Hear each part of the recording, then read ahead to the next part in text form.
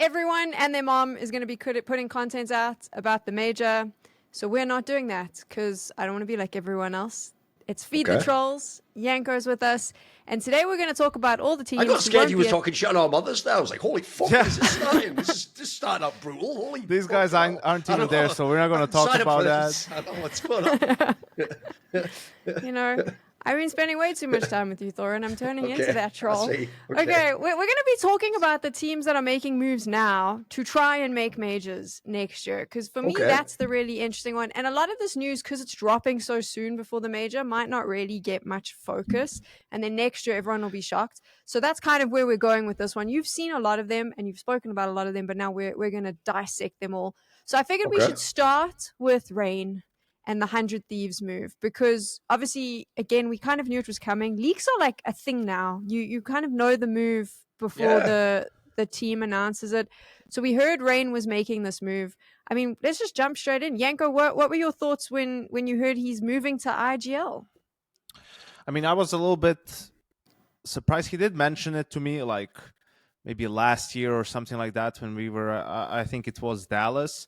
I was a bit surprised when he told me then and now as well, only because... Was it off camera, you mean? Or did he say it was on camera? Off camera. Oh, okay. Off camera. But I was surprised because usually guys who have the aspiration to become IGLs, they're very vocal, even, you know, as a secondary caller during games. They talk a lot, they give a lot of ideas and stuff. That wasn't necessarily Rain at the time that I was on a team with him, but it could have been because, you know, you had Nico and Olof, and then Nico and Olofin called on that team, and just other guys who were, you know, that was their job. Nico and Carrigan, when Carrigan was there as an IGL, so there wasn't really much space for another person to be giving a ton of input. It just wasn't necessary, and it was great like that for our team, that he was just a rock and doing whatever.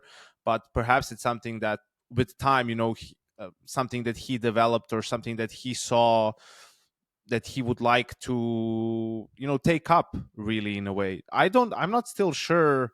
Is he like, I think I saw it on Reddit or something, like, did they say he's signed as an IGL or that he's just signed? I never saw it confirmed anyway. I think they just said he signed under the Thieves, didn't they? I haven't seen that. Yeah, so I think it has his sign. I'm now like just claiming leaks and rumors as fact, so that's on me. But that was kind of the thing, is that he was going in as IGL, but maybe he's not. I mean, I could be wrong there. I just don't know who would then go into that team, which is probably a question we could have. Do you think it is an IGL role though? I mean, I would presume if that was something he wanted, it's kind of the perfect setup, right? It would be because it's a fresh start, and then you just get it going. And I mean, it depends on which direction 100 Thieves go. They've left everything open, right? Signing a core, going from scratch. So I guess it depends on multiple factors. Maybe if they could get, you know, an established IGL that would make sense with the composition of players and he could just play, perhaps that's what all sides would agree on. I'm not sure that he's it didn't sound to me like he is I'm only going to be IGL from now, right? Like, I think he left room open for, depending on the situation, like he was open to starting that transition to IGL. So I'm not really sure. He has the temperament for it to some extent, right? Because he's a calm person. Is just going to be able to keep everyone level-headed. But I think he needs, let's put it this way, he needs the right situation, I think, for it to succeed, right? Similar to something that maybe Hunter has now in G2. Like, he has a good environment in which he can step into those IGL shoes and start developing.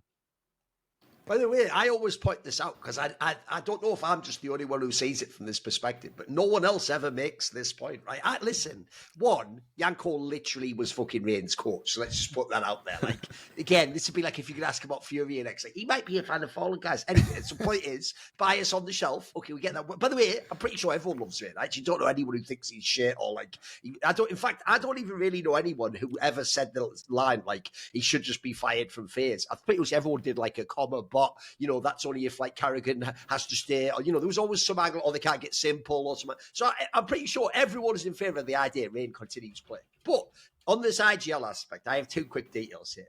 One is, I know what Yanko means. The way that was added in the actual statement when he left FaZe, because that's as far as I can tell where it's coming from. I just looked up on it, HLTV.org, and even they just referenced that in his statement when leaving FaZe, he said he'd be open to being, like, that's the key word, open to. He didn't say, like, the next chapter of my career will be, I will be IGL, definitely. Please contact me only with IGL offers. If anything, it almost sounded like he just went like, and I also can clean on weekends and look after the kids. It just sounded like you want a job. You know what I mean? You just say like, look, basically, if you don't think I'm good enough for what I currently do, just consider me for IGL maybe. And that also implies to me maybe that even expands the scope of the projects you might work with. Like I assume if he wanted to be just his normal role, he'd want to be in a top team and have a chance at major again. But if you go into any team as an IGL, you can start over, you can go on a youth project, whatever, which let's face it, it's implied that they're trying to sign like young cores to this team, a bit like what people say BC Games doing. But the one detail I want to throw at people is this isn't even a diss at Rain. It's just, I actually think Yanko, he might be one of the only players in the history of Counter-Strike where I think it's almost impossible to know if he would actually even enjoy being an IGL, because I made this point to people. The most famous thing about Rain is, aside from like whatever Norwegian mix he was in 12 years ago, this is basically the only team he's ever been in, Yanko. It was like King, Win, G2, FaZe. Yeah. That's the most famous team in the history of Counter-Strike for not using like tactical Counter-Strike, isn't it? Like, it's pretty famous. You just stack it with international players and people to sort of like try and loosely make it work. And that's why Carrigan's like the ultimate IGL, because that was his favorite style anyway. So the one thing I do worry about is like, I don't think like he's one of the only player I know that's an all-time great player that, as far as I can tell, never played for some like super heavy team. So it makes me wonder if his idea of being IGL in that scenario also is like has to be really loose. It's just going to be some international. If so, maybe I'm not against the idea. I also think one thing Glass to throw in is it was just FaZe he couldn't be in anymore. Surely he could still do the same roles in many other teams. Just the question is, were they willing to sign him? So I feel like there are a lot of options here. It doesn't have to be IGL to me. Yeah, it's like a lot of that IGLing is instinctual from Carrigan, even Nico when he was IGLing. It's a similar style. And I think probably, and one funny thing is what you said about open to IGLing is like when you see a guy saying, you know, I'm open to playing as an IGL, but also looking for coach/analyst roles in a team. I'm also open to broadcast work. It's like, yes, yeah, please just someone pay me. Someone just give me a job. Yeah, exactly. But I think for Rain, probably if he is serious about it, I think probably the best way to do it for him would be to first be a secondary caller in a team, right? Like for 100 Thieves to bring someone, to have a good coach there, to have someone who's been an IGL, for him to slowly start getting into things to get ready for that. I think if he's just thrust to it now, it would be tough for him to succeed, you know? It's also a bit of a weird one, by the way, because I'll just point this out again. It's one of those awkward things I have a good memory for. They did just spend the last year or so in FaZe Clan saying, we really need like a secondary caller. Like, could Elise do it? Like, Rick was that all time. So, like, all I'm saying is, I don't think they're idiots. That implies to me maybe he didn't want to do that role in FaZe. Again, that's why I say I don't think we go too hard on the IGL part. That might never happen. And also, it depends who's available, doesn't it? I imagine if there's no one available, maybe he doesn't. If you have someone with any kind of status, you just give them a go, don't you? So, I mean, that's the next question, right? Because if they want to compete next year, and I'm presuming based on the money that they're dropping, obviously they've got Messioso coming in as head of CS operations, signing Rain. They've said themselves they want to bring in a strong core. They're going to have to get in a call from somewhere. Should bring in Sean Guest, IGL, to be fair. They've got him as well, so I'll pop him straight in the lineup. This is well, double fisting. 10 years ago, really good. Oh, I've said it out loud now, haven't I? Oh, gosh. Whatever. But I mean, so which core do they get? Because obviously there was the rumors about Gamer Legion, and I know that Gamer Legion CEO came out and said that discussion wasn't. Sure. I mean, he didn't say it wasn't happening. He kind of said it hasn't happened, but he didn't deny it either. I'm just curious, who is actually available? So there's maybe a Gamer Legion core. I think TLDR said, or maybe 3D Max's core that they could pick up. I mean, some of these were also rumored for BC Game as well, so it's like a similar sort of story in it. So who do they pick up? Because they're not going to want to play through VRS. I'm presuming they want to jump in with invites as soon as possible. I don't care. I'm going to say, Duncan, you know what I want to happen? It's not going to happen. You know what I want to happen? It would be the most hilarious shit ever, right? I want to get the FaZe core with Carrigan, Frozen, and Twists, right? And then just get an AWPer. And that's just 100. Pretty baller. That's just 100 Thieves. It's like FaZe guys, you know, Twist was gone on a free transfer. Robs was gone on a free transfer. You benched Rain, a 10-year member of your team, mid-season for some kid who you're trying to mind game yourself that he has really good aim, I guess. Yeah. Okay, when you hear someone talk about a player and they praise his aim just like solely, you know they're struggling to find compliments for the player. So I think maybe it's time for FaZe to shut down the lights on their Counter-Strike or maybe esports division, whatever. You had a good run. Get it over to 100 Thieves, get an AWPer, and let's see if that Pro League run, was just a fluke or maybe there was something there for that squad.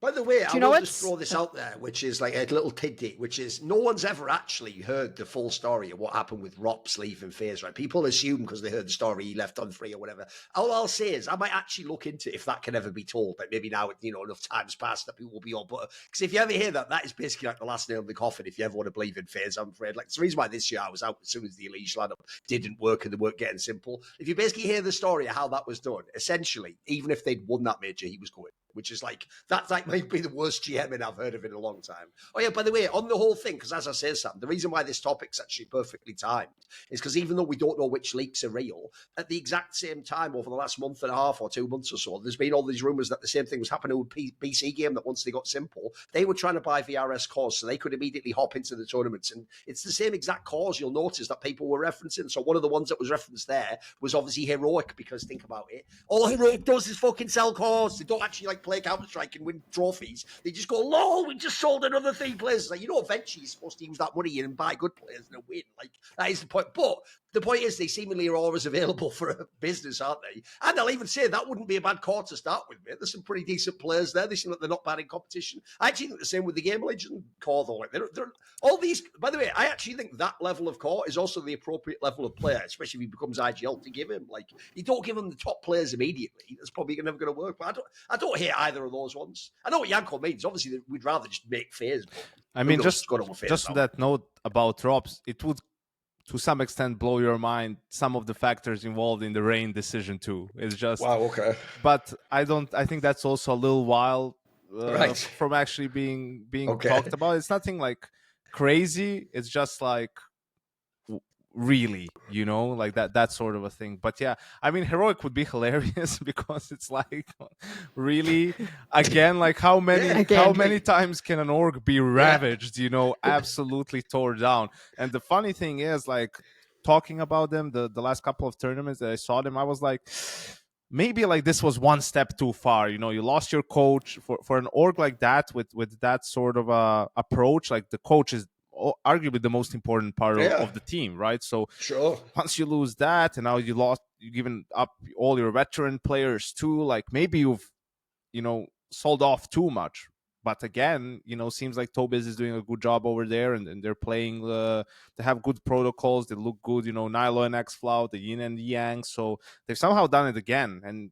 But the problem is, they're still a good team. The problem is, like, they're so far away from being a great team that it's just a matter of time before someone gets picked up from that team, right? Like, it might not be the whole core, but that seems to be the business model for the organization. But a player or two, like, sure, maybe someone even in this next transfer window, who knows? I'm actually just having a chuckle though, because after Yanko mentioned the FaZe thing, I was like, there is a world that if they bomb out of the major, that actually is a possibility. Like, I rate that could happen based on all the weird shit that FaZe has been doing. Maybe that the core does become available for 100 Thieves, and then we just have FaZe 2.0 plus AWPer, which I suppose would be the conversation anyway. If you picked up Heroic or Gamer Legion, you would still need an AWPer for this lineup, right? Yes. I was just thinking as well, because the cores, like, it is kind of like, you look at Gamer Legion, Heroic. I mean, everyone else is sort of, I don't know, what if, because people have been calling for Astralis to go international. I don't know if the org is in turmoil or not still. Like, there's been a change of ownership, but you've heard from the interviews from the players, there's a lot of uncertainty in that lineup. They feel like feels like they're just a mix going from tournament to tournament. It doesn't feel like they're a proper team, So maybe that's an option. All those guys speak good English. You can pick and choose, right? Whether it's, Hooksy coming in as an IGL, whether it's, whoever it is that you want to get, but that might be an option for 100 Thieves too, probably also, as far as I a know, pricier one. But even though in theory they all claim they don't speak Danish, as far as I know, Norwegians are the ones that can understand Danish the best, or something like that. So you could there's even like a mild connection there might work. Hence why Robinho was in North or whatever back in the day, and so And then another thing is, though, with the Messi also hiring, is if there's anyone who knows the ins and outs of VRS and who can for sure, get a team that's unranked into the invite circle, it's probably him. Like understanding, okay, at this point we need to play the shit lands and just get the landmines. Now we need to stop doing that and need to play some online. Now we need to stop doing that as well and just sort of get some invite or start playing open, start playing qualifiers, right? So I wouldn't put it beside them to go for that lane if they can't find a core that makes sense or at a reasonable price. But I feel like that's at the bottom of their preferred options, right? Like I think that's the way that they are willing to go but don't want to go. One of the reasons why I wouldn't mind seeing the Gamer Legion core is because then I'd get to see all those excellent riflers without an AWPer picked by Ash. Yeah. Awesome, I'm in. Let's do it. Let's go. Let's have someone else pick the AWPer this time. Anyone. What? No. But that's the thing, right? So from an AWPer, because I see the conversation about AWPers coming up all the time. I'm like, surely at this point we all realize that you just need to go into Eastern Europe and find some kid. I think, Yanko, you said that on a desk. You were like, just go see someone playing, pick him up. Like it's worked. So that's the easiest solution to the AWPing problem, right? Absolutely. For Gamer Legion it is. Just stop trying to be fancy. Just stop trying to get these French players and whoever. Just do it, man. I know you want to be, you don't want to be cliche, but at this point you need it. You just need stability in that department. There's probably still someone out there. There's always someone out there. No one knew about Molodoi. There he is. Klim. There he is. So. I mean, what's bizarre is they were one of the teams that was rumoured to get the Grix guy, who, if you listen to everyone, listen, this is where I can tell if people are full of shit, because the same people now who go, hey, I was saying Molodoi was good years ago. We were all saying the Grix guy was cracked as well. So you have to try these players. Like again, they won't all be Molodoi, obviously, but some of them might be. It's actually plausible. So now if we move on, the next sort of org that was, I mean, is this even a move? That I suppose that is actually the question. Was OG with the Cadian signing, benching two of their players to bring him in? I'll tell you that. I'm pretty sure he found out. Oh, that's interesting. Okay, cool. Was this the right move? Do you think this was the right move for that team? I have to ask you a question before Yanko answers that, which is: are you generally a Cadian defender? Like, are you generally like a fan of his? Does he annoy you at all? Where are you at before we even get into that angle? Like, are you typically biased towards his side? Do you like Cadian? Is this for me or for Yanko? No, for Yanko. For me? Yeah. I thought it was for Sam. Do you have any bias towards for or against him? Because I feel like people should answer that before they answer Cadian-related questions, because he's a pretty key personality, right? I mean, I wouldn't say that I have bias against him. Okay. I wouldn't say that. No, I think I'm pretty vanilla on Cadian. Are you open to this move then? Is OG the right team for him? I think it is. I think it's the right move for OG. But there's one thing that concerns me a bit about Cadian is, funnily enough, similar to Simple, does he still have the drive? Yes. It didn't seem a little bit from social media. You're just enjoying life. No harm in that. It's a grueling job to be trying. You don't have time for friends and family.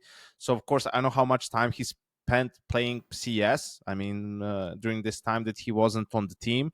But Cadian had the most success when he led young players who believed in him 100%, and they just followed him, and that was it. And he was able to make them more than the sum of their parts.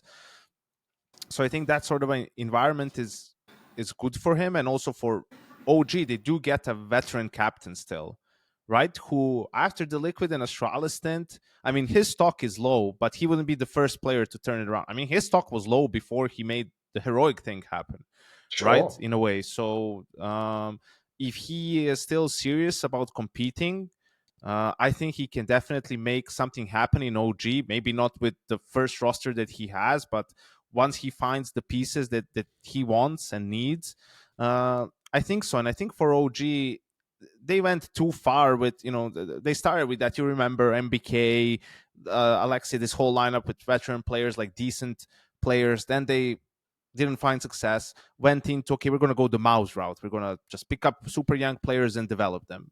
All misses for the, well, not all, Pretty but much, yeah. a lot of misses in there. Yeah. Not having maybe even the coaching staff that could develop them previously.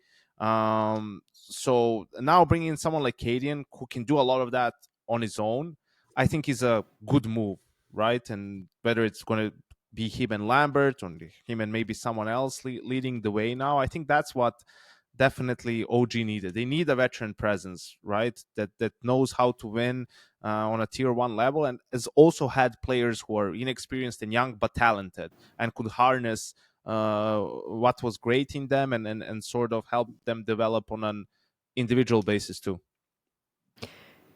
Do you think that, I mean, he didn't really ever get to the same levels in CS2 as what he did in CSGO.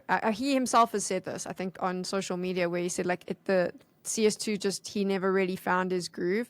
Is that like a concern that anyone should have about Cadian, or do you think it is just a matter of finding the right team more than anything else? I mean, I think it is a concern. Here's the thing about Cadian. He definitely wasn't a great AWPer in that sense, but he could find pretty good impact in big games because he understood the plays that he needed to try and make, right? And then when he had a good game, like, he was actually having good impact. It's just mechanically he isn't as skilled as, you know, none of the other at the time. You know, he was on Heroic, which was the second best team in the world at the time, and he wasn't even a top 5 AWPer or you know, and that's being nice. So I think that's the thing with him. Like, he knows how to play with it. You're not going to necessarily get a ton of output from him in terms of just frags, but he'll be able to find impact in some key rounds. And obviously he was a great clutcher. Like, that's where he did some of his best work. So I think it's for a team like OG and where they're at, like, that's not going to be your problem, right? That's not going to be what's going to be holding you back from, well, if you get to that point where that's a problem, you're doing great, right? And then you can look into, you know, what do you do at that point in time? Does he pull a Fallen or whatever? But that shouldn't be the concern early on. It's more about building the right pieces, playing good Counter-Strike, and sort of breaking through into this invite bubble. The main concern I have is just some of the stories I heard from when he was in Team Liquid, because the problem is the heroic angle was obviously amazing. That's why he got the Team Liquid super team. That's why people were even willing to give him the second chance in Astralis, because the logic was, like, you can have one bad stop or one set of teammates that don't buy into it. The problem I have is all the bad stuff was in CS2, though. I do think that becomes an issue, because the AWP has been weaker from pretty much everyone in CS2 anyway.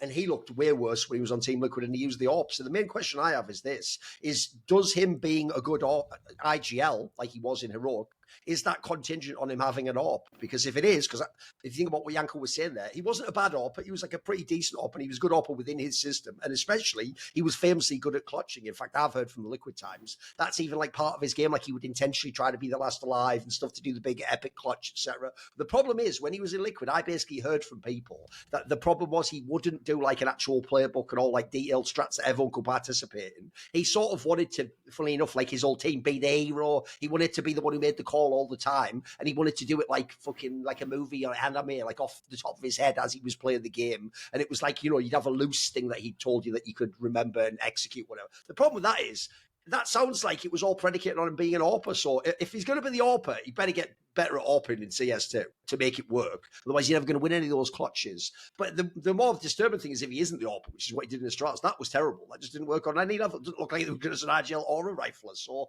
based on the players they have right now in OG, it looks like he is the AWPer, because the 5th player isn't announced, but the rest are all riflers. So I would assume it's a bit coincidental if you just didn't announce the AWPer yet. And then also, a bit like YNk said, at this level as well, remember OG is even a level below Astralis. It's also not as big of a liability at that point in time. Like, that won't be the main thing. I agree with him. The main thing that will win you or lose you games won't be, is Cadian a good enough IGLing AWPer? Like that, he probably can beat that base level to be on this team. The bigger issue for me is when you look at some of the players he has, like, he hasn't really got like mega players on OG right now. He's working with like Aris Dorsey, Adam B. You know what I mean? What are you going to do with it? That's the bigger question for me is this team just like, hey, we've got Cadian, which is cool for fans or whatever, but will this team ever be at tournaments? Will he ever make a run at a playoff? You know, it looks like, unfortunately, with this current roster, he might be irrelevant. That's the bigger concern for me. I actually think this is a good good signing for OG. It's also, in theory, a good signing for Cadian, because I just think if you look at his options and how long it was his Astralis, he probably didn't have anything better than this. So I think for both parties, it's a good signing. I just don't know if you actually get like a team that we'll ever talk about again out of this. I mean, is that Yanker? Because that's the thing, right? I don't think fans really understand this now with VRS. Like, you have to be so careful that if you want the LAN invites, like how you put your team together, there is a very good chance if you're not careful, you get stuck in like these online cup jails and you never leave, right? So that has to be in the back of your mind. Do you think that OG is considering that when they're looking for their fifth? Maybe that's why they got Cadian. He had no problem in the online era, right? But I mean, they will definitely consider it. I think they need some, I don't want to say high profile name, but it feels like they need a heavy hitter to round that lineup out. And yeah, what Duncan was talking about, the way Cadian IGLs, like, I mean, he could potentially build on that with adding more structure. Doesn't seem like it's him, but the most important thing is probably just having full trust of his teammates. I don't necessarily think, I mean, might sound bad, but I don't think necessarily he commands the respect of, you know, a player like Twists. You know, I don't think, you know, Twists or some other, you know, tier 1 player, if you're talking about some of the best players in the world, would like respect Cadian a lot as an individual player in a way, right?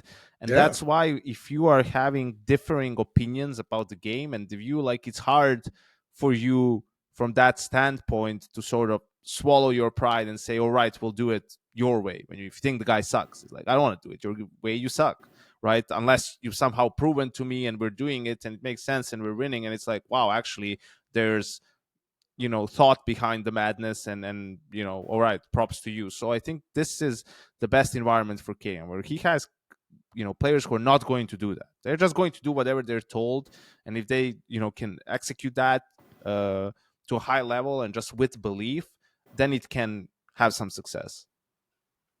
So I didn't ask this with 100 Thieves because we literally only know about Rain so far and it didn't feel fair, but I do think I could probably ask this about OG. Is this a team that in the start of 2026 you think we're going to be talking about? Or is it a team that realistically is probably going to fade into tier 2 oblivion? This is why I was interested to see what Yanko's angle would be, because I have to say, I do think OG, I agree with what he said about like that brief overview of the org. The most interesting roster ever was the first one. After that, they've not actually been particularly interested. In fact, I agree with him. You basically can say, Yanko, that they have pretty much missed every time, because the odd exception, like a Dexter, first of all, that wasn't exactly like a fucking mystery. It came from Spirit, for fuck's sake. And then also, like, that's like the odd, that's the exception that proves the rule, as you say in English. Most of the players they picked up, here's the saddest thing about their org.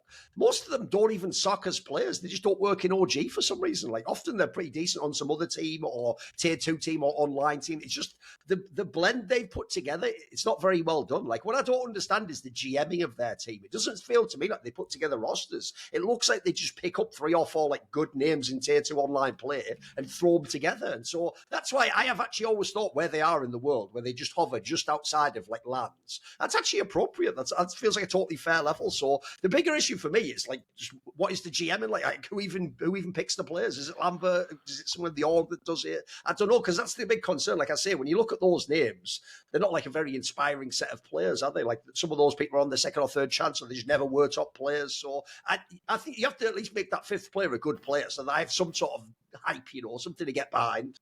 I mean, for a little while, it seemed like their plan was just get the best player on endpoint, right? I mean, yeah, true. They got actually the best Israeli player from endpoint, because it was Flamesy first. Then it was Heavy God too as well. They had Flamesy and Heavy God, right? Like, which were the two big. But Heavy God wasn't there for long. In fact, that's what's depressing, Yanko. When you say that, if you actually try to just pick players that used to be on OG who were good, there's some fucking amazing ones. There's all HLTV top 20 players. Just not on OG, of course. Yeah, absolutely. So yeah, I don't. I'm not sure about that. Oh yeah, the question was in 2026, do we talk about them? I don't think so. I don't think so. Depends on maybe a little bit on the fifth, if they can get a really good fifth who can help with you know, just carrying some of these games, because they will be in the online circle to start the year. Well, they'll think be in the bubble for I'm not sure. I guess it depends how the end of their year goes and whether they're playing some extra lands. But in any case, yeah, I think it's gonna be rough. Perhaps midway through the year, we might start talking about them, but at the start of the year, I don't think so. By the way, that also ties to what Yanko said, though. That's why Cadian, like, first thing on the list actually is, does Cadian really care? Because it's going to be a massive grind play. Just go ask Snappy. It's going to be a really big grind playing all these bazillion online cops. And because if you've never seen, I always tell people the worst thing isn't even the idea you can play every day. You can sometimes play multiple times a day. I've seen matches where I'm like, they must have the scheduling. And then you look, oh no, there is an hour between those two best of threes. Like, fuck, that's going to get really old. Because all I'm thinking of, Yanko, is the online era. And the online era killed for real, like some real people's careers, because no one can handle it. Like, you can't handle it. Like, it's still depressing to me now. I'll tell you the real reason I like the VRS thing with that bullshit where you can go to like a LAN in fucking my backyard as long as there's VRS points. Because it means we actually still get to see some of the legends play the game on LAN. Like, it's so depressing, bro, when you go to the Wikipedia for the player, and everything just says online for the whole year. And you're like, oh, bloody hell. Just even play CS. JW. This is just sad at this point in time. So I hope they can actually go to some LANs. I want to see that. I find it quite fascinating to see how some of these players cope, though, because I mean, I think Snappy's done it with grace, because going to some of those lands, I saw you go from being... he had just come out of that whole year at Falcon, so that's like, you have to understand him at that point. That's like he just at the end of Shawshank, he just escaped from that tunnel, like, oh. At that point, he doesn't even mind if he just lives on the beach the rest of his life. You know, life's easy at that point. He just got out of Falcon, sorry. I mean, because we're going to talk about Simple in a bit, but he kind of fits into this conversation as well. Like the Snappies, the Cadians, the Simples, Electronic. These are players that are used to a very different way of life when they arrive at a tournament, right? The hotels they stay in, the treatment they get. I've watched players complain about a desk not being sturdy enough, things like that. And now you're going to be going... rocking up at Fragville or whatever, Birch Slam. Hey, where's my shot from the airport? Like, noise cancelling headphones. What is that? It's like, it's true. Here's this like old trestle fold-up table, like sit down. And also we're going to start 4 hours late. I think it was one of the lands at Snappy and then we're at where it was like a 5-6 hour delay or whatever. And I just wonder... Classic. How, like, that's going to come down to who's hungry, right? Like, do you really want to get back into this because you are going to put up with all of that shit? Snappy did it, but I mean, Cadian doing it. Simple, that's the other one, because we're going to talk about them. For Simple, what I thought and what I said, I didn't even think about that, to be honest, to some extent, the different conditions and everything. It's more about, can you make a real change in your approach and your attitude and what you're like as a teammate, right? Because the way it has been going, for example, for Simple and how it was in Navi, like, you're not going to be in Navi again. And anywhere else in a tier 1 team, that just doesn't fly anymore.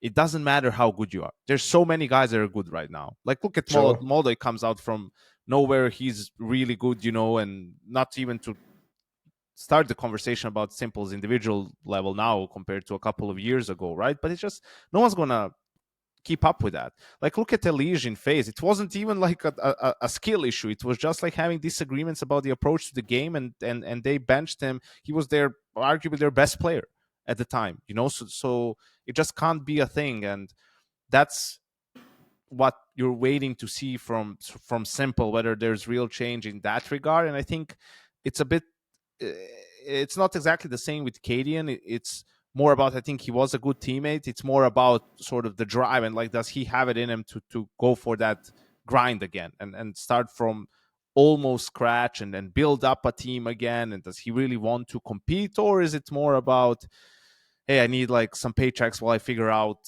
what the next step in my life is going to be career-wise? But I think he would have had offers, for example, for broadcast work potentially, if he wanted to go that way, right? So it's not like he would have been out of a job completely. So that's reassuring in terms of talking about him competing.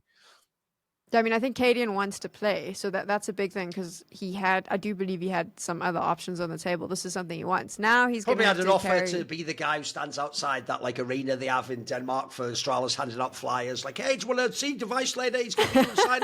You could probably do that. Probably really popular. I can sign things for kids, I mean, he probably would do that if the need arose, I'm sure. But there you go.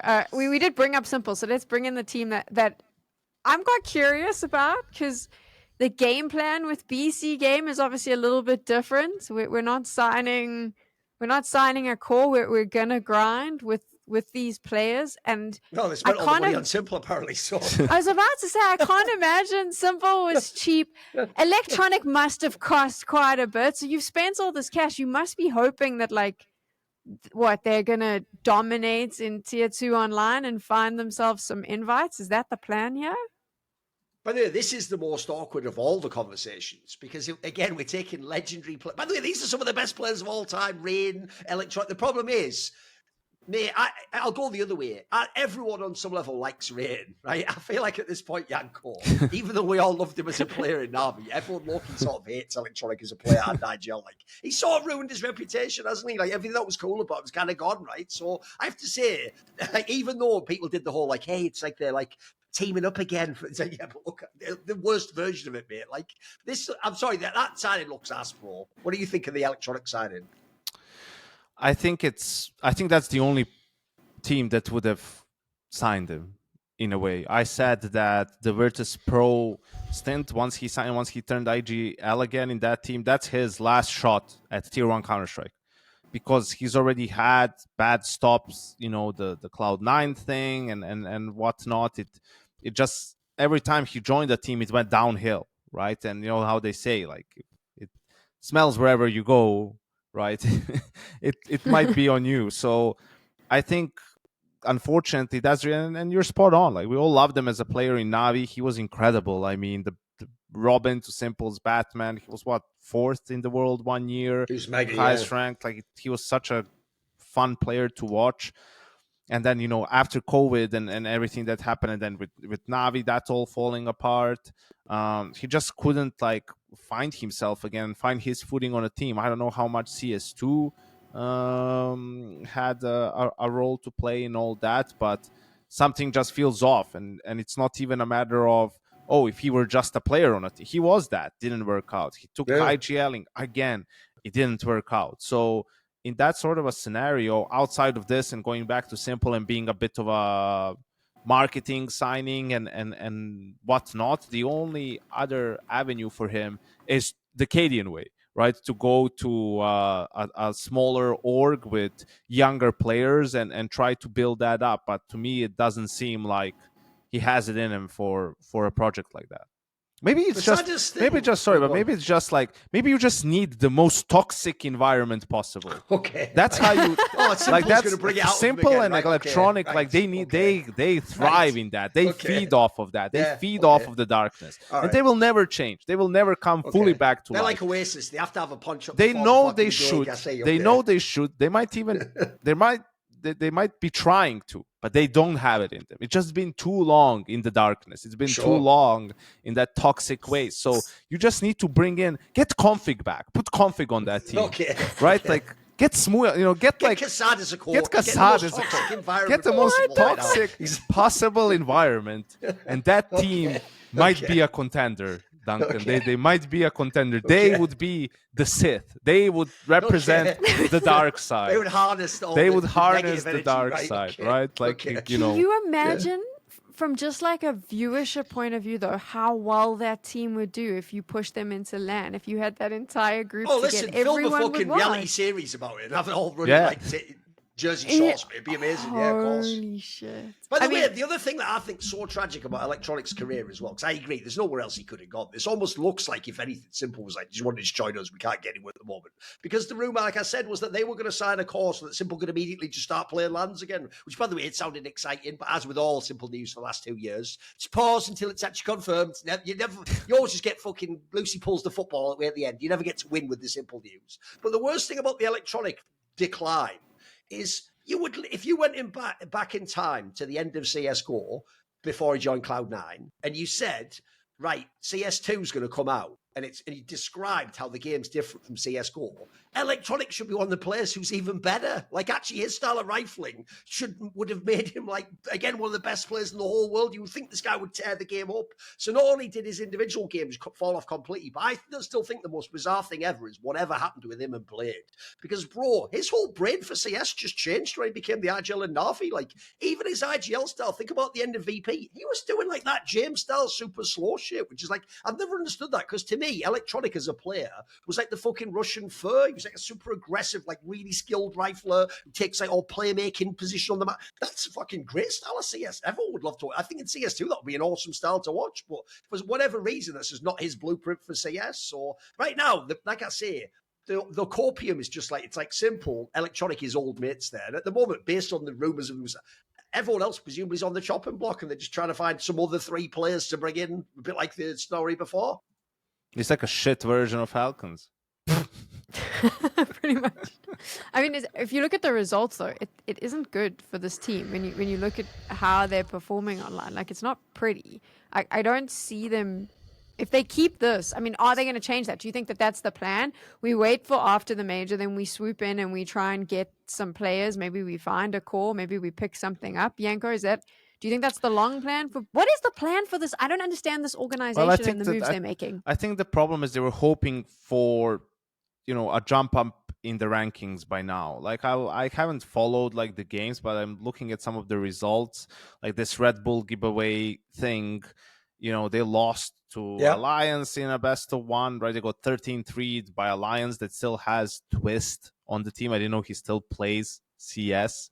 How old is he now? He's 30 years old. He was pretty old, They lost to a team called AM, which is, Altex, Keto, GX, a mixed team from a couple of names that influencing here the right? Players, isn't it? I know. Both of those have been on These Ancient. are all rejects. And then, the joke is we all thought these people retired from CS. They're still playing the gift whipping someone's ass on LAN. And then in the playoffs, they lose to Sashi, right? 2-0. And it's like 16-13, 13-11. So I don't know, in those games, right? Like, it's obviously only a thing or two that can go wrong, but you need to be winning those games. Like that's the sort of a tournament that BC Game Online has to go and win, right?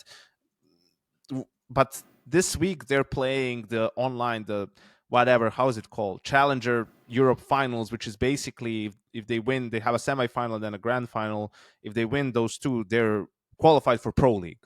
So that would be huge, right? Like this is the most important games that they have with this roster, and today they're playing Parivision with Jame and the boys.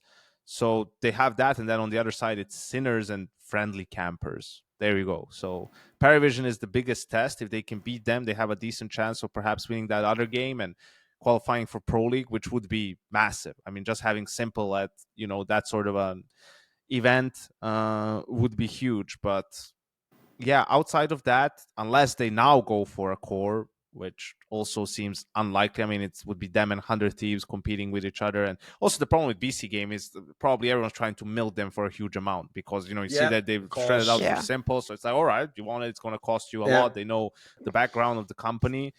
So they would have to overpay if they want a core. Yes. So we'll see. Maybe if they can find a piece or two that would be willing to join the team. But that's the problem. Like the hope for them was signing of Simple is going to draw other names, right? And the way he plays, and if he is indeed back, then people would be willing to come to the team. And I'm not saying he played poorly. He's been playing good. He's putting up good numbers, but it doesn't seem like he made the significant change that you were hoping to see. And then for other players, it's like, yeah, that's not necessarily, to go there and have to grind is like, I'm good.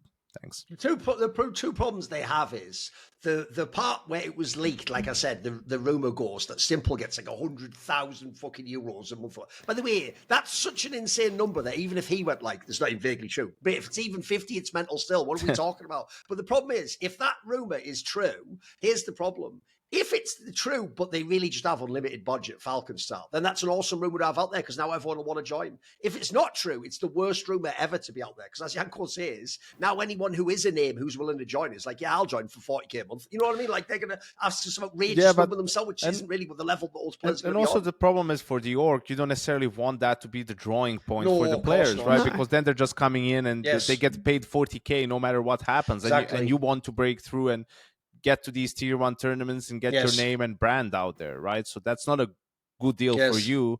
And even when I was coaching, I disliked how the contracts were like for players. I think they should be more incentive heavy and less salary heavy because, for some players, like that's the motivation shrinks. And I said it, like make it so that with the incentives, they would actually get more than the current structure if we end up winning and we become the number one team in the world, right? But if we're sucking and we're not delivering, considering the names that we had or not, you shouldn't still be getting paid a stupid amount of money, right? If the results aren't there. Also, I do think you probably should also, with a project like this, not unlike Electronic, go for younger names, a bit like what we said about Cadian and OG, because I think in his own way, it's funny because you'd think on paper, Simple's the ultimate player everyone would want to play with, but you have to remember, one, he isn't at his peak right now, and then two, I've just noticed this in sports. If you are one of the absolute best players, people like the idea of playing with you, but I can tell you as someone who's a fan of like Kobe and Aaron Rodgers, etc., it is suspicious how rarely it does feel like those mega free agents go towards their teams, though. It feels like everyone says in the interview they'd love to play with them and they're the best, but I think the stories get around behind the scenes of like what it's like to play with a really like driven player like that who's super demanding. Like, I think in that scenario, it's like you said about Navi, you have to make it worth their while to do it. You can't be. I don't want to get the abuse like that for losing, like we're saying, to fucking Alliance and be your one to land no one watch. Like that's not worth it. It's worth it if we're in the major playoffs. You know what I mean? Also, I was looking up YNk. It's worse than that. You were being kind by just mentioning who they lost to. One of their wins was a win over Boomer Demons, where Get Right had more kills than Simple. Get right in 2025, like it's in CS2 and everything. Like, holy fuck, this is just bombing me out. Whoa. Well, I think also, Duncan, unfortunately for Simple and BC game, Boomich really cleaned up his act since that Stockholm final. Yeah, exactly. Otherwise, he might have been a good pickup for them. I mean, he's kind of rotting away in that bad Boom team, and then you bring the core of the fucking 2021 Navi back, Boomich, Electronic, and Simple, right? Get a couple of two young, hungry fraggers, right? You know, Jacob-esque players, really good aim, and pop off. Is Simple's time done though? Not if he gets paid 100K a month. It doesn't matter. I reckon he'll hang around for a few more months at that point, you know. I think his time as a tier 1 player and you know, someone who we see at the biggest events competing for trophies, I think it's done. The main problem for me is I will just go back to what we were talking about. I think if they do it this approach, you sign one player at a time, and some of them aren't even that like exciting there, well, then it'll go nowhere and you'll just be stuck and you'll probably never even make the lands. The key thing for me is this: if they really do still want to do what it's claimed they were trying to do 2 months ago, sign like a Game of Legion or I wrote core, well, then you can at least be back at the land. The difference is, I think the difference between 4 more months of online tournaments only, aside from those silly small VRS lands, or getting to play real like IEMs and blasts is so. I think the difference is if you have those tournaments, you have the final chance someone like Simple activates and actually becomes really good again. If you have to do like 4 more months of just online CS, I think that'll kill anyone's drive. If you're not like 21, you're not going to do that. Like he's just had too much of his.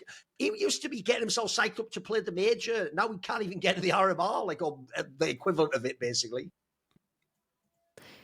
Do you think that that's going to be a kind of change in how we see CS teams managed, though? So, like, obviously, 100 Thieves bringing in Messi. So, Yanko, you brought it up. They're in a position where they've got someone who understands the system, understands how it needs to be utilized if you want to try and qualify for lands, can kind of, I'm presuming, I mean, I'm putting a lot on him, but manage the team in a way that they're not necessarily burning out. Because I know a lot of, I mean, Thorin touched on it earlier, a lot of these tier 2 teams, there's no time for practice. There's no time for rest. They play like 3 different tournaments a day, every day.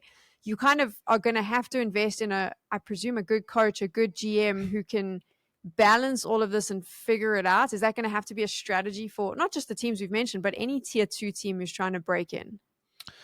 I mean, I think Emmy is a good coach, right? I'm not sure if he is equipped to deal with, you know, necessarily Simple or Electronic, but I do believe he's a good coach. Where was it that he had that good stint as a coach? Because he went coaching, then he went back to playing, then he's a coach again. It would have been one of those teams like, was it like crazy was or it, something like that? FPX? Was it one of those teams? Like, FPX, okay. FPX, you know, that before they became who? When they had Madden and stuff like that, you mean? Yeah, I think that. Okay, that could be. I think that team. He had a couple of good runs. I just can't find it right now, but yeah, I think can definitely be that. But for all these teams, yeah, there's an element in which you have to maximize your opportunities in the VRS, right? Understand that okay, now that we won all these LAN games, we need to cut down on our online games because your opponent network and what it does to when you lose a game, and take all that stuff into account. But in reality, that's all about giving yourself the best possible chance. The answer is still easy. How you do it: just win, baby. In the words of the great Hal Davis, you just need to win games. If you're winning games, you're not going to have problems, right? There's qualifiers for some of these tournaments. You go win a qualifier and there you are.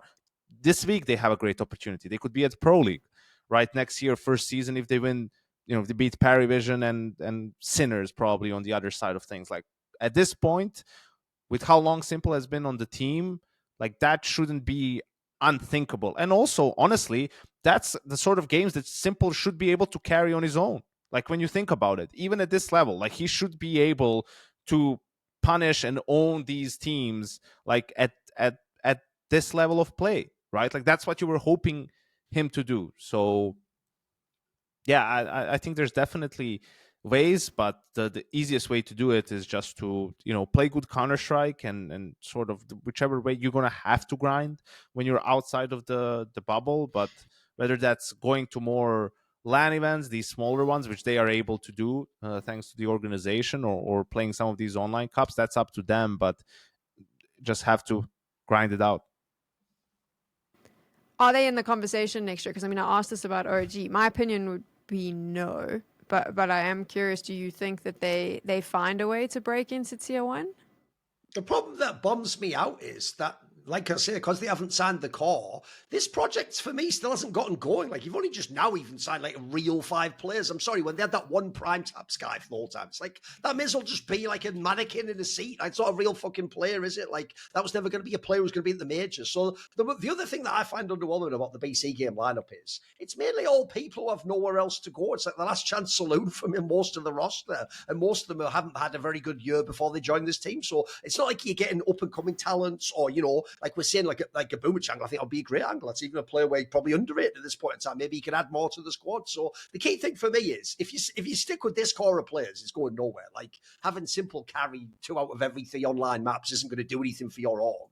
The question is, are you going to actually sign players for next year? If you're really going to actually spend money and sign extra players, then maybe it can. Because the one interesting thing here, Sam, is this angle of like, if you actually go back, I believe it was even said in the HLTV report when Simple joined this team that his contract was going to run out in a few months and that he'd had like a 2-year deal from back in Navi. Well, the thing is, in theory, that means I think the deal would actually run out like around now, basically. I think it's around now or next month, basically. So the thing there is, I would have expected before, more cynically for Simple, you just take all the 100K and then the second the deal ends, you just go, right, does anyone else want me, basically? I'll join your team. But the difference is, that makes it more likely to me he stays in this org, because I tell you what, if that's even vaguely true, again, take the 100K, just cut it off. If he's even getting 50K a month, nobody else in the world's going to offer him that. So right now, I would assume it's the opposite, and he has to have the talent come to him, and he's not going to go and join, whatever team people want him to join. It's still in their imaginations. I have a question though, and I know I'm bringing this all the way back to the 100 Thieves conversation, right? But since the interview came out, you want to put him on 100 Thieves? No. Okay, no. right. Okay. Because the interview came out yesterday. How do you feel, for example, for them getting Taz as their coach? Here's the thing. I've never been a Taz hater. That's it. People. The joke is that's Maui, except he's not even really a Taz hater. He just thought he was overrated. Just hates Polish people. Actually, you have that in common. Listen, he learned from the best. So the thing is, my big problem with the Taz story has always been this. He just got that gig without earning it as a coach. So it means already the scrutiny was enormous, because he basically walked into one of the best coaching jobs you could have in the game. And then unfortunately, he might have been the person done the most dirty I've ever seen by all of those like TOs showing the clip of their timeout. Because as we talked about on some of my past talk shows, they cut all the tactical part. They don't show you doing the strat. So all they show is saying the thing of like, hey, fix that, will you? Or hey, talk a bit more. And the problem is, if you're a fan who was already predisposed to think this guy's a fraud, then you hear him just say something like, we need to win more rounds, guys. And you're just like, this guy's an idiot. So unfortunately, I think that whole thing has just skewed everyone's perspective. Based on what I know about Taz and his history, and also, by the way, I think he's a pretty diligent, like hard-working person. I actually wouldn't hate that as a pickup. If you need someone who can, first of all, embrace the darkness that you were talking about. Tell you what, Taz is he invented the darkness. Him and Neo, I've told the story before. They were almost like having fist fights, then going down out the hotel room and winning the game. They were still in the tournament, and then they'd be like, Oh, well, now we're all. That's why I always said in VP, pay attention to all their interviews. They never said they were friends. They would say they're friends. They always used to say they were brothers. Because to tell you what, if your brother annoys you, you do beat the fuck out of him. But you still have to go to dinner the next day. You can't kick him out the family. So if there's anyone who could actually like wrangle Electronic and Simple, maybe it is Taz, bro. I don't hate that. And also, here's the joke. If you really don't like Taz, Simple Electronic, then put them all on one team together and push that boat out in the ocean and let it sink. There you go. I'm taking care of all of them. Nexus there too. Get rid of them all. Yeah, I think he deserves another shot. I think it was maybe a mistake from G2 to bring him in because he was inexperienced as a coach. That's the only reason. I think I liked the move at the time because he has experience as a competitor on a high level and everything like that. But it's still a big jump going from playing to coaching and coaching a team like that and in an organization like G2. But yeah, I think he deserves another shot. I think the interview was great that he did with HLTV. Outside of Wise, he's still doubling down on that veto, man. Like, just let it go, man. Just let it go. Just say it was your bad, because that's the one thing that makes him look bad. Because the fact that he's still behind it just tells you he doesn't understand what was the mistake about it, right? Like, especially all the revisionist sort of, oh yeah, but JL had that round. It's like, it's not. None of that is like matters. You could have won the map and it still would have been a bad decision, right? Like, it's not about the results, it's about the thought process where the problem is, and that's what you're looking at. But yeah, in general, you know, I thought he might be a good idea for Liquid before they got Flashy, but I think Flashy is probably the better choice. It didn't like come to my mind, but yeah, I think Taz absolutely deserves another shot, whether that's going to be in 100 Thieves or maybe somewhere else. I guess we'll have to wait and see. I'd like to see even think, Taz. by the way, actually, I could even believe if you specifically want the 100 Thieves one to be the angle. That's the sort of org that also loves legendary people like Taz. Like, by the way, all the American orgs, especially the ones that are from like COD, they all worship all the legendary CS players. That's why I'm actually not that surprised that Rain ended up in 100 Thieves. I'll bet Nate's not even heard that story. He was like, let's do it. Like, this sounds awesome. So I could put it this way, just for like PR purposes, I could believe that's a pretty good signing. Like, even though, because the other thing about Taz as well, I'll just throw this out there. I have a theory that goes like this. It's actually what I learned from Huxley, who was in his team, which is if you actually win not just one tournament as a total flip, if you actually win like a bunch of big tournaments or a few trophies where you have to beat like Vitality and Navi, here's the thing, you might not be the best at your job, but you can't be terrible. You can't actually be like a dog shit IGL and do that. You can't be a dog shit coach. And like, you know, that whole thing of like, if you had Nico Monesi, that doesn't just automatically win the game. They still have to actually play and, you know, practice and operate and figure out, like we're saying, the veto. There's still a million factors where you could fuck it up if you were a bad coach. So I would assume if you've had the success as Hooky and both Taz had in G2, that says some level of you have some competence. Like that implies to me there's something more. And obviously we're talking in this case as well about going a step down. We're not saying you're going into a G2 again. So if we're saying you can go, I think if anything, they are qualified for this gig. I think it's a totally fine signing.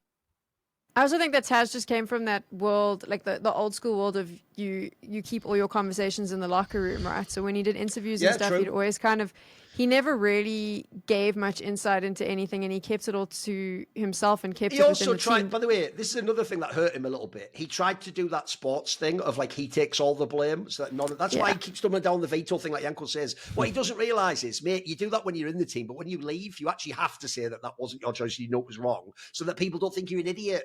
That's been harsh but real, you know. I think it's also like Ash. I think he actually brought this up on the show where he was saying like when people love you, they'll watch one of those timeout clips. I think it was Ash that he had one where the timeout was literally him saying, "Okay, guys, for 10 seconds, no one talk. Let's calm down."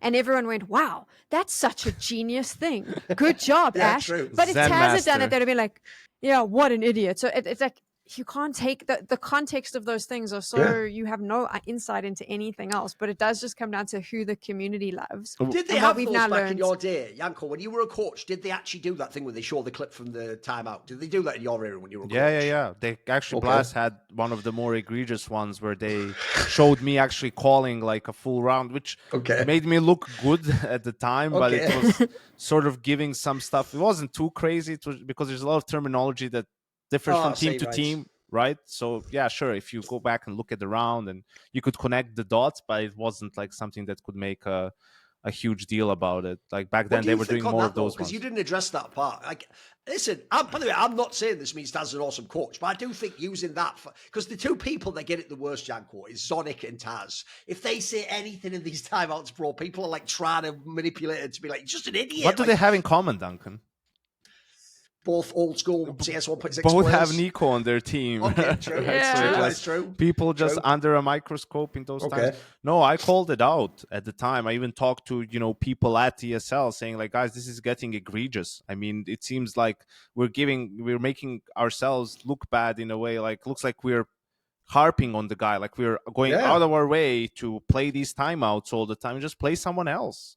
Play another. No one's was getting played as much as Taz is, right? It seems like you were memeing on it, and there's a part of it, like there's an extent to which it's a laugh or whatever, and there's an extent to which like now you're sort of portraying him in a way like he is incompetent, especially knowing like what you said, you don't do the tactical stuff anymore. You can only play things like that. So I thought it was out of pocket, and I know also firsthand, when you are under a lot of scrutiny, like people will grasp at anything to present you in a negative light, whether it's retweeting quotes right on Twitter or whatever it may be. Oh, I forgot that. Do you know this law, Sam? You might not know this. Yanko never got wrecked for the timeouts, but this is for real. I know what he means, right? This is how they hated on Yanko. Think of the microscope they had to get out for this. They got mad that he wasn't winning in the teams he was in, but he was retweeting an account called like Spot Quote Coach Tweets or something. It was like basically just like great quotes from coaches over the years in sports. So because he retweeted that, they were like, look, he's a fraud. All he does is just retweet other people's quotes. This is the maddest angle I've ever heard of to hate on someone, but okay. Retweets. Holy shit. Still, it's also scary still one, though, of course. Like, every stop I was at, still one plenty with FaZe too, but It blows my mind though as well that like, and I think Taz said this when he came on, he was like, people actually do take stock in that though now. They take a look at social media and Reddit and stuff, and like there are people there is a way that these idiots are kind of getting into decision makers' brains, which blows my mind. But to wrap this all up, other than 100 Thieves, which I think will probably be in the conversation next year, we've mentioned two teams. We don't really think they'll be anywhere. Do you think that there's going to be a new name jumping up into the conversations it lands? In the past, we've had it, but now with VRS, do you think we're kind of the teams we're seeing are the ones that are going to keep dominating the conversation? I hope, and I think there's a chance we might be seeing more of Hotu. They were the surprise package of Pro League with Inner Circle. But I really liked how they played. They were like a Mongols type team. Like no BS, nothing overly complicated, just good fundamentals, good basic CS, very decisive. And how they play and very sharp individually, for the most part. So that was really refreshing to see. They didn't fluke their way into those wins or anything. They just played really solid CS. From what I saw at Pro League, I think there's a decent chance like we hear some more of them next year. Any for you, Duncan? I mean, those teams look very promising. I will say, I actually think that's the area of VRS that I think is going to be the best. Essentially now, people keep going, like, we need an RMR. We essentially have an RMR. It's just this last week when the final teams qualify and you get to see who makes it out. Like, it actually looks like that should be very competitive every time, mate, because some of it's even based on, like, online results into these mini-lands. A lot of those teams at that level aren't even going to the IEMs and the blasts, so the margins are finer. So I actually think, if anything, there's one... CS right now from positions, I don't know, 25 to 40. It's probably never been this competitive. It's crazy because think of some of the rosters he was mentioning there. Some of those are just like academy players or random players that Norbert just picked up and actually suddenly in the server, they've had like real results on LAN. I mean, by the way, you can throw in a bunch of the other ones that recently had like the spike up Gentlemates. Like, again, everyone said that the team was dead when Sun Pius left the squad. They have like some little bit of a run in them, etc. There's a whole bunch you can go through, yeah. Bet Boom, Paravision, all the ones that play all the tier 2, all the ones that are around there, that should be very competitive. And we'll obviously see some of them at the major, so maybe they have deeper runs. It is best of one, so anything is possible. But if you have a team that you think might be the one that we're talking about next year, let us know in the comments, and we will have an episode real soon. Maybe. Who knows? We'll see.